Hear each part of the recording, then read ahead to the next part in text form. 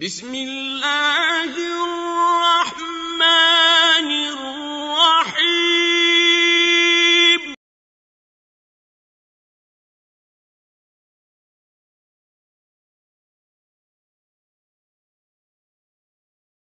Netherlands America को 1 के मुकाबले में 3 गोल से हराकर फीफा WC क्वार्टर फाइनल में पहुंच चुका है।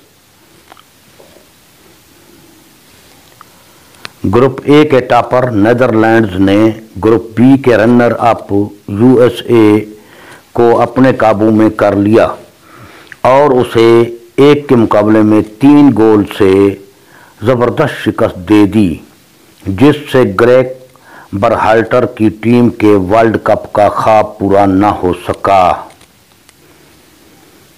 मेम्फिस डिपे ने खेल के सिर्फ 10 मिनट में डिच के लिए स्कोरिंग का आगाज किया, जब उसने USA बॉक्स के किनारे पर डेंजल डमफ्रीज से गेंद को नीचे बाएं कोने में लाने से पहले हासिल किया। डमफ्रीज ने फिर USA के दिफा पर हमला किया।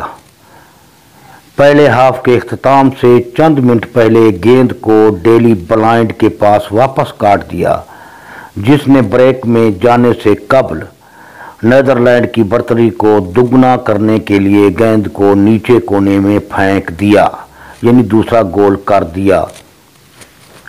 दूसरे हाफ के आगाज में भी इसी तरीक़ाकार पर अमल किया गया, जिस तरह अमेरिका ने ज़्यादा कब्जा हासिल किया, लेकिन कोई फ़ायदा नहीं हुआ, क्योंकि डिच दिफा ने ज़्यादातर वक्त उनके तवक्कुआत पर पानी फेर दिया।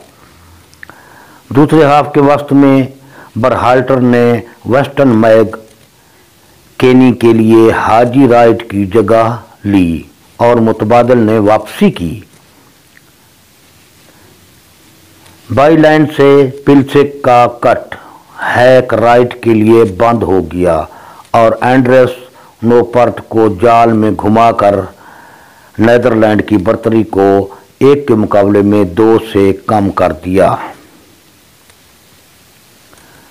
ताहम USA की वापसी थोड़ी मुद्दत के लिए थी, क्योंकि तीसरे डिच हमले ने USA के दिफा को पीछे धकेल दिया।